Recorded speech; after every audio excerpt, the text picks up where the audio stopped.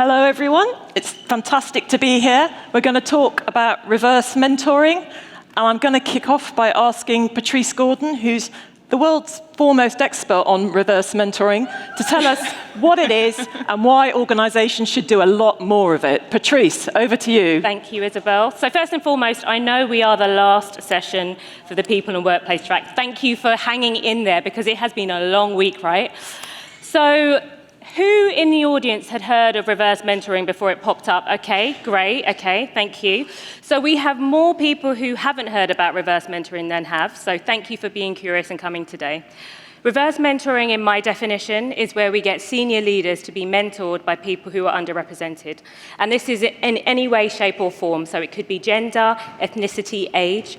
And the thing that I'm really doubling down on at the moment is intergenerational intelligence. We have up to 5 generations in the workforce, 6 if we include artificial intelligence. And therefore, we need to make sure that we're garnering all the value from how we can make those generations work together.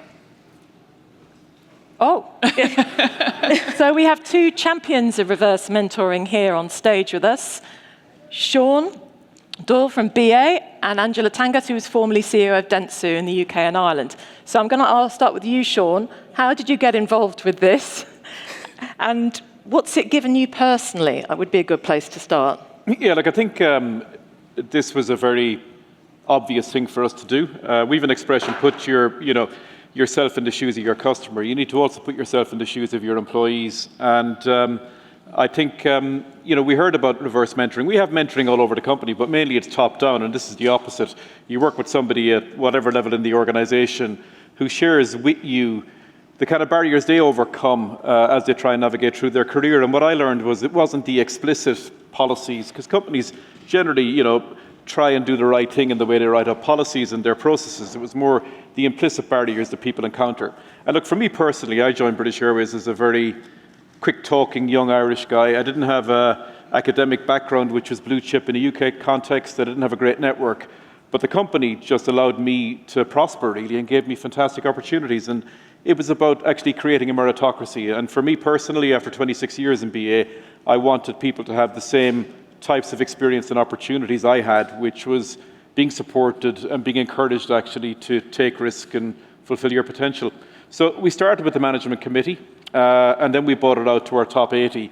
And I think the feedback has been incredible. I think we've learned an awful lot about what really happens in the organization. And I think just our awareness of potential and the kind of silent barriers to people fulfilling that potential is light years ahead of what it would have been if we didn't have the programme. Thank you. Angela, how about you? Yes, well, obviously in marketing services, there's a very young demographic through the organisation, and coming over to the UK, I was quite fortunate that the company already had a well-established community of Gen Zers. But certainly I felt that there was so much untapped potential in this community in the way that they were being leveraged and the way that we were working with that community across all aspects of the business, whether that be how we're solving customer problems, how we're thinking about product innovation, and even more broadly, where are the key pain points through the whole ecosystem here, and how do we make life easier, right? Because naturally, of course, everyone wants to do their best work, but to do their best work means trying to find where those barriers are and then how do you overcome them. So from there, I got to get to know this Gen Z community, which was pretty awesome. And what I discovered was just how exciting they were to be around. Like the creativeness in each of these individuals, many of which had come from underprivileged backgrounds or had a pretty tough upbringing, many of which who had a side hustle, right, which I love a good side hustle, and I could talk all day about a side hustle. But really for me, it was like, okay, so we've got these unrepresented voices in the organisation who have got these brilliant ideas that can absolutely cultivate and make the company stronger, better, and better for customer. And so with that, there was one individual in particular, and his name was Ty, and he brought such an interesting way of thinking about how we could really cultivate and create a much richer workplace. And so I said to him, how about you pitch to me what a cool role would be that you could represent these voices and the way that you would work better with your constituents, right? Back to the point around how do we drive more intergenerational collaboration in meaningful ways. And he did just that, and off the back of that, we basically created a new role for him to represent those voices, which was brilliant, right? Absolutely brilliant. And from there, we ended up, and I launched the first ever Chief Future Officer for the company. And again, this was my commitment to really wanting to make sure that these voices were being heard. And more importantly for me as a leader, my own values are around how do I help inspire and lead a forward legacy that we can all be proud of? Because at the end of the day, next generation will fundamentally be in the seats that we all are, in a matter of years. And so we did just that, and then that's when everything kind of started to, point to reverse mentoring. And it's like, okay, well, we've got this fantastic foundation that we've been building here. Now, how do we extrapolate that and accelerate the benefits of this two-way collaboration, this two-way learning through a program like this?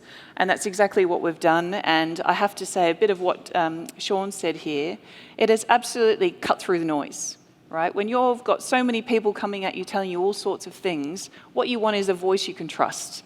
But that trust takes time to build, right? That takes confidence in that two-way relationship that you have with your mentor. And I have to say, for me, it certainly was a really, it was probably when I've been at my most vulnerable as a leader. And I was very fortunate that I had a wonderful mentor, and of course, Ty, more broadly.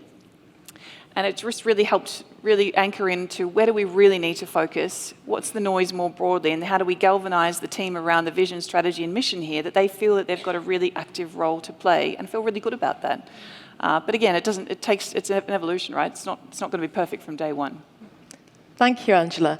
And I wanted to just push it a bit further out and ask you, Sean, what are the wider benefits for the organisation at BA? And perhaps you could talk a little bit more widely about the travel sector more generally. And are there any obvious tips or cautions you have for the audience? Because it's not straightforward, reverse mentoring, is it? Yeah, I think you've got to, commit to it and not pay lip service to it, because I think if you have people who just go through the motions on it, it gets found out very quickly. And I think people then who volunteer their time to be mentors will become disillusioned. We didn't have that experience, but I found that with programs which are kind of rolled out, you can get a little bit of cynicism about them. So I think that's learning number one.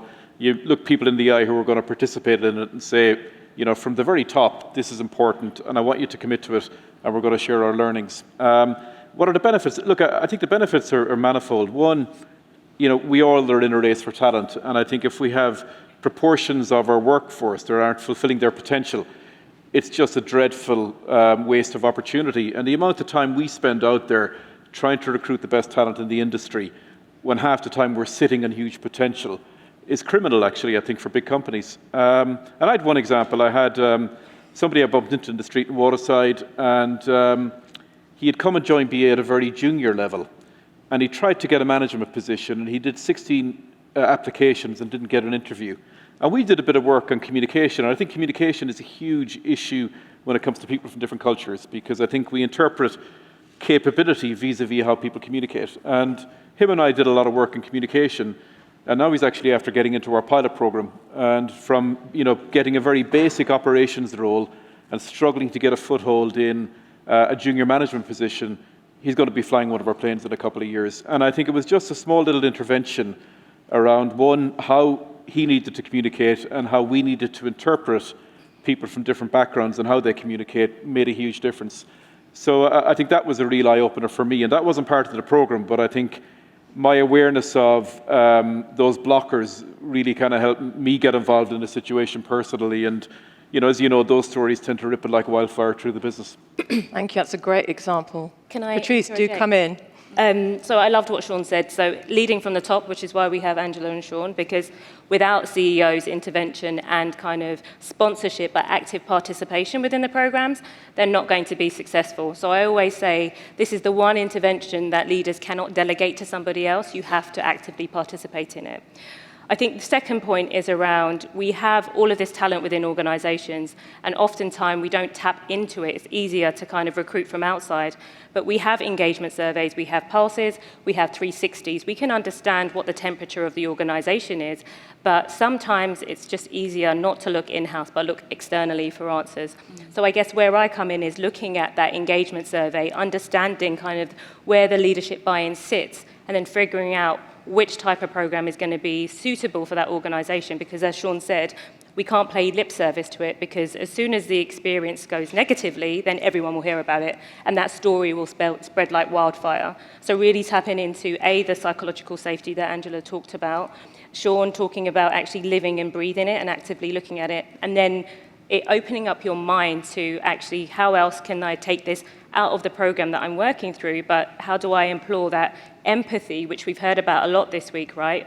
How do we employ that in our day-to-day working? And that will just open you up to new experiences going forwards. Thanks. And Angela, from what Sean was saying, it's a great tool to sort of leverage perhaps unseen internal talent rather than looking external. Is that something you found in advertising? Yeah, definitely. And I think, first of all, you're getting a different level of understanding about how people are feeling, their sense of belonging, their sense of purpose through the organisation, how they're responding to leadership. We touched on communication before, what's resonating.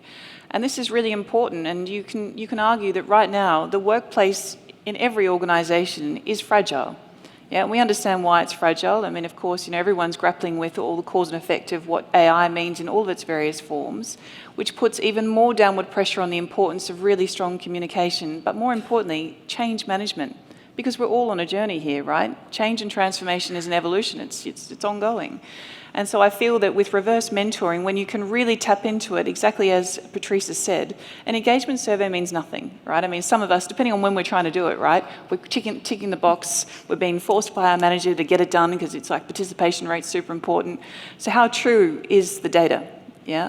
And then, like I said, with reverse mentoring, you can cut through that and you can go straight to the individuals that are experiencing it the most, that are prepared to give you that honest feedback in real time to do something about it. So I think for me, the biggest benefit, generally speaking, is that understanding, like properly understanding the Gemba, as I say, that's the team that are actually delivering the work. And number two, it's figuring out, okay, what's the best pathway to deliver strategy and the change needed that's going to make us all feel good about the outcome. Thank you. And Patrice, just to go back to basics for a minute, how do you get started with this? I mean, there must be a lot of organisations that wouldn't know where to begin. Or, when I first came across the term, probably 10 years ago, we literally had a picture in the FT of somebody showing their CEO how to use social media. I mean, it's moved on a bit since then, hasn't it? A little bit, but I feel like we're doing a full circle moment. So reverse mentoring started with Jack Welch in the 90s when he was trying to improve the digital literacy of his C-suite individuals. And now we're kind of full circle back there again. There are a few pillars. So one, which is psychological safety. We need to ensure that when we are asking people who do not hold power to share their lived experiences in a closed environment, that we set it up for success. Yeah. And you can't manufacture psychological safety. That is the core root tenet of these programs. And so the work that we need to do is understanding the culture of the organization and making sure the leaders that are on the programs are in it genuinely, as Sean said, because otherwise people who don't hold power can sniff out when you're not being genuine straight away. Yep. So I think that's key.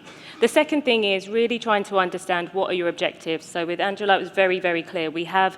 I think there are some stats out there, but essentially the Gen Z attrition was really high. Yep. And ultimately the role that Ty had was really tapping into getting to the root of what is the core of the problem, and therefore what interventions can you implement and sign off very quickly. Yep. That's going to help to stem that flow, which you were able to. Yep. And I might just, to interrupt you, but I think the other point I would make here is reverse mentoring doesn't just benefit the organisation implementing it. In services, it's helping you think about that in the context of your relationship with your customer. So again, in services, you're dealing with all sorts of different stakeholders, both within the organisation and within the broader ecosystem, whether that be suppliers or the client themselves. And so, again, that understanding helps even bridge that collaboration. So I just think that's a really important point to make. Yeah. I think the third thing to really tap into is the matching process. So it's really important that you understand what the learning need is so that you can make the appropriate matches between the mentors and the mentees. So I don't advocate a senior leader going to tap on the shoulder of somebody, because how do you say no to a senior leader when they just say, would you mind mentoring me? So giving the mentor and the mentee real clarity around what the objective is really important, and then having someone independent do those matches. I think it's important also for us to ensure that we are training people. So with the leaders, I spend some time helping them to assume the position, which is you are not necessarily, you don't know everything. Yeah. And you need to put yourself in that growth mindset. We talk about growth mindset for revenue, for operations, for finances. But when it comes to kind of breaking down that emotional barrier, like tapping into that vulnerability, as Brené Brown says, It just takes a bit of work because as leaders, we're often taught, actually, we need to have all the answers. We need to kind of armor up. But I think, the pandemic was a great breaker of that, but us kind of taking off our armor and being a bit more vulnerable allows people to see us as humans. And when we interact from a human by human level, then it becomes it has much more depth there. I think having a program around it is really important because that means that if something's not going quite right, you have a support mechanism that is there to be able to guide things when they go wrong, whether it's a mentor or a mentee. And sorry, I skipped the part where not only do the leaders get trained, but the mentors also get trained as well. So making sure that we have the appropriate mechanisms in place to allow people to share their stories in the most efficient way. And I say this because communication is key, as Sean said. We really need to enable people to tell their stories in a way that's really going to direct and shape impact. Because we know these leaders have very limited time, and we want to make sure that we're getting the most wealth out of that conversation. So we've got two very on-board leaders here, but I just wanted to follow up on that, Patrice, and say, what do you find is the mentor, the leader's biggest problem? Is it about getting to this vulnerable spot? I mean, maybe Angela and Sean want to come in on this, or is it that they literally have no idea, about what they're meant to be doing because they're so out of touch, I guess? I think for me, my observation has been is the demonstration of the time that it takes to do these things. So as I said, this is the only one that you can't delegate. So you could, spend a lot of money on the program, but then you have to put your own time and effort into it as opposed to delegate it to kind of the next level of management. And we know that middle management is sticky, right? Yeah. But unless senior leaders really demonstrate that behavior, those middle managements aren't going to say, actually, we are going to change our management approach and we are going to listen a little bit more effectively. So from my perspective, it's definitely the leaders taking the time to think, actually, I don't have all the answers and I'm curious enough to take the time out to listen. Yeah. And I wanted to, we're in a very difficult time for all sorts of fairness and inclusion. Angela, what is the argument you'd make for this being something we must have rather than a nice to have in organisations? Oh, I mean, we've touched on some of it here already today, and I think it comes back to, trust is really hard to earn, but really easy to erode. And I think trust right now is arguably one of the things that are most challenged in industry, in company, and beyond. And, again, as all of us as global citizens, right? I mean, look what's going on in the world around us. And so for me, it starts with authentic leadership. If we're going to show up and talk the big game, we've got to demonstrate that we understand how that big game translates to the realities of our people. And that's what reverse mentoring for me has been so important in really properly understanding that it's resonating. And I'm getting the feedback from someone that I can trust that's really helping to keep evolving how we might be thinking about products, services, policies, L&D planning, and beyond. And I touched on it before. I think, right now we're at a really interesting time, both in industry and beyond. I mean, every company is going through some form of transformation. And that's where this whole tension between this augmentation of our talent base and the skills required to keep building towards a better future and the use and adoption of technology becomes at a really interesting moment. Because all of a sudden, how that's best leveraged and that augmentation works, in my opinion, will help support the brand equity and the cultural dynamics of a company in the best possible way. And I think, again, for me, reverse mentoring really helps us use that as a catalyst for figuring out how we can best go on the path. Sean, did you have anything to comment? Yeah, I'll come back, maybe a few points raised. I think, number one, difficulty of, how do you move forward when you get through your program? I think reverse mentoring is a form of insights. It's the action is key. And I think sometimes you'll be surprised at how difficult it is to convert insight into action, even at the kind of level that we operate at. And I think it is the middle layer that drives the resistance. And I think you got to have a proper structure in saying, okay, well, here's what we're going to change and here's when we're going to do it, and have a real commitment to doing it. And I think you'd be surprised that is one of the biggest kind of forms of treacle you navigate through. I think the other point I think you made brilliantly was about insights in terms of your customers. For us, more revenue is generated outside of the UK than in the UK. More people fly with us who aren't British than do fly with us who are British, and the insights we get into the experiences and the perception of our brand and what we need to change is invaluable. So I think that there's a hard kind of commercial insight that you get as well from the program. But I think ultimately it's about commitment action. And finally, you know, the kind of company I want to lead and work in is a meritocracy. You know, I want everybody to have the opportunity to make a huge contribution and to feel safe in being themselves while they do that. And to me, you distill it down to that basic commitment. It's a no-brainer that you got to do this. And the final thing I would say, as a CEO, somebody said to me, look, everybody will laugh at your jokes, right? And that's what happens when you're top down. And the great thing about reverse mentoring is you set the ground rules, and I'm the pupil here, and you're the teacher, and you get a really honest and sometimes very uncomfortable insight into the issues you need to fix in your organization. And not even just specific to that person's experience or their background, but to, you know, generally the broader issues that are blocking people, I think, being their best. Yep. Do they still laugh at your jokes? Ironically, they do, but you know, my acid test is with my friends and family, so if they don't, I think you're right. It's kind of one of the perks of the job, maybe. So, Patrice, Angela touched there on AI, the tech revolution. Could we, you know, I think it's important to talk about that. You know, it's described as the sixth industrial revolution. It's happening now. How does reverse mentoring help us with the rollout of this extraordinary thing that's happening? I think it's really powerful, and I actually have an AI coach as well, because I'm stepping into kind of coaching leaders. I need to make sure that I'm up to speed with it as well. So from my perspective, what we really need to do is allow organizations to kind of welcome in AI. We have like different levels of understanding and welcoming of that ground of where does the landscape really lie in terms of AI. So between advertising and travel, or the different organizations we touch on.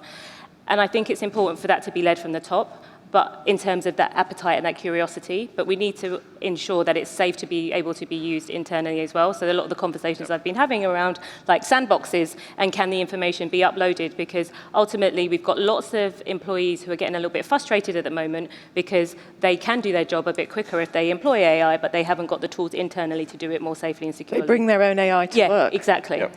So I think the quicker that organizations are able to build up an infrastructure which is more welcoming to have that foundation for AI, the more successful they're going to have to be. Because it's all around the test and learning, and we know that we're not going to get to the right answer straight away, but that level of curiosity is required if organizations don't want to stay behind. So I think that's really key. Maybe just to come in on a point there. Look, technology works in terms of, you think about multi-generational workforces.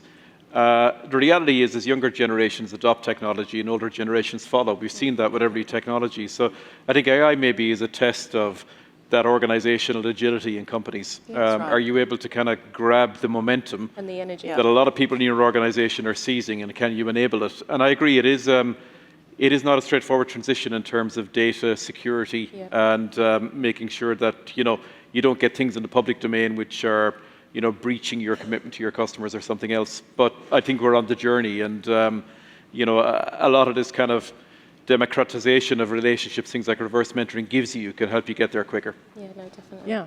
So it's great. It's sort of an erosion of this intergenerational tension that has become a huge thing in many organizations. Yeah, no, definitely. So Patrice, I just wanted to come back to you. You've been doing this a long time. Yeah. What's the most surprising thing you found when you go into clients and work with them? What never stops surprising you? I think I actually forgot to give, so everyone else has got a very clear title, and I haven't actually introduced myself properly. So the reason why I'm so passionate about reverse mentoring is I was the first reverse mentor at Virgin Atlantic for the CEO at the time, and Craig was very brave, and he said, look, I don't have any black women in my work circle or my inner circle, and I really want to tap into your lived experience to understand how we can make the organization more inclusive. That was in 2018, and that started my reverse mentoring journey because I hadn't heard of it before.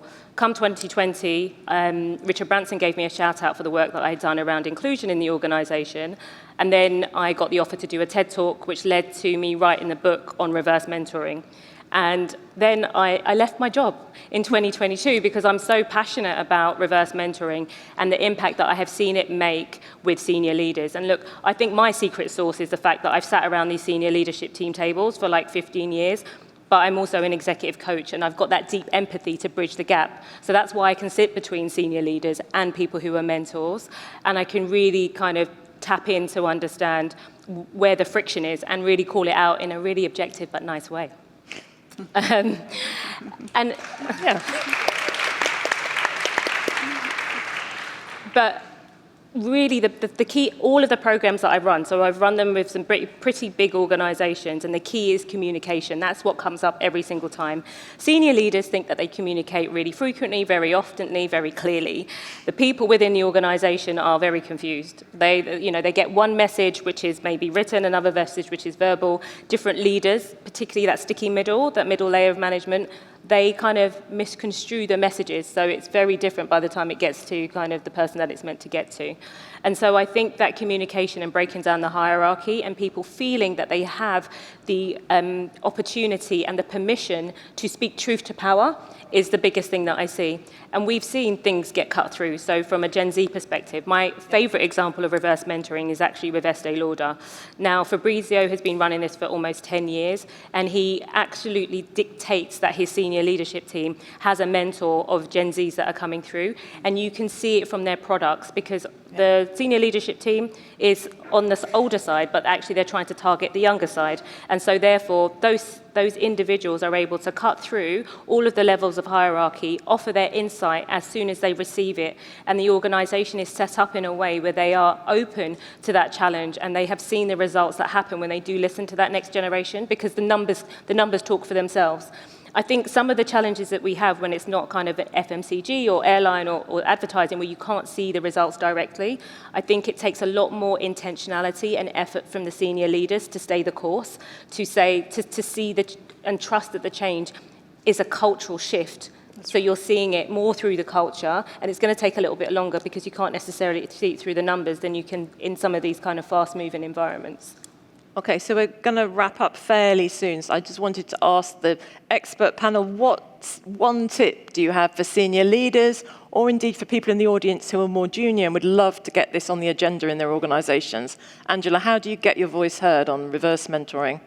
I think the first question any leader here today should be asking themselves, given where we are generally speaking, is do you know what your moat is? What the company's moat is? What's that strategic vision that you have that is your defensive position that can't be replicated? And if you don't know the answer to that, then this is one part why you need reverse mentoring, right? The second part is, do you know what talent and skills you need in the future to deliver on whatever that target state, ambition or strategy may be? And again, depending on the yes or the no, it kind of doesn't matter, because you need that voice of understanding to help you think about how to then cultivate that going forward. Because I think that's the big thing here that we keep overlooking, and Sean touched on it before.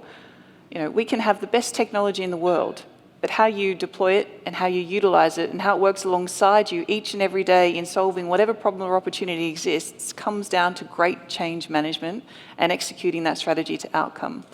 And certainly from my perspective, I'm a big believer in the importance of Sampoyoshi, which is all about how we cultivate outcomes that are good for people, good for business, and good for society. And if those three things are true, then that should be good for the companies that we represent. And I think that ultimately comes down to having that positive intention, right? And that intention is fueled by motivation, which comes from the people, right? At the end of the day, stuff gets done through people, right? That's the end outcome here, is all anchored in great people.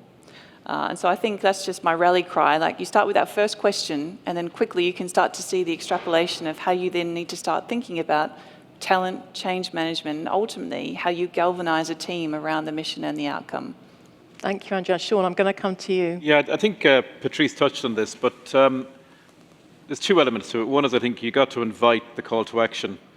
And, you know, for instance, in BA, we had a strategy and we had 5 strategic imperatives, and I think it was getting a bit lost. And then we went out with a communication, probably at the depth of our crisis, maybe 3 or 4 years ago, and we said 3 things matter in this company. One is every second counts, so we want to make the best use of our time. We actually want to be an on-time airline.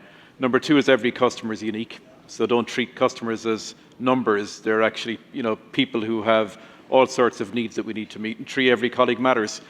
And I think if you're not working on those 3 calls to action, we're probably working on the wrong things. And then you have to have communication channels open where you're held to account by your workforce to deliver on it. And you know what? You can't deliver on everything, but I think reverse mentoring in the context that every colleague matters is very powerful, and it's a natural fit. And I think as an organization, it's hard to kind of say, you know what, it's not important, because it was very important considering, you know, the diversity we have across 42,000 people. And maybe I think if your organisation isn't willing to kind of rise to that challenge, you probably got to think about the organisation and whether that's fit for the aspirations you have. Thank you. Patrice, I'm going to give the last word to you, of course. I would say, look, you've heard from the leaders. I spend a lot of my time with people who don't hold a lot of power, helping them to understand how do they get their story straight. So I would say, look at the company that you're working with, look at the challenges and the problems that are there within that organization, and work with, you can be mentored on this to understand how can you articulate yourself you can see a solution, but you need to kind of be able to tell your story to get it up to management level so they can see what they're really missing out on. I think oftentimes when we're doing the training, it's like, okay, this is what the problem I see, but we're not telling the story to get to like, what's the bigger picture? Because if we can say to the leaders, actually, do you know what, your attrition is terrible, your on time is terrible, and I think this really small problem that you're not shining any light on is the solution to it. I think that's what's really going to get it there. That's great. Yeah, that's good. Thank you so much to the panel, to Angela, to Patrice, to Sean. Thank you all for coming.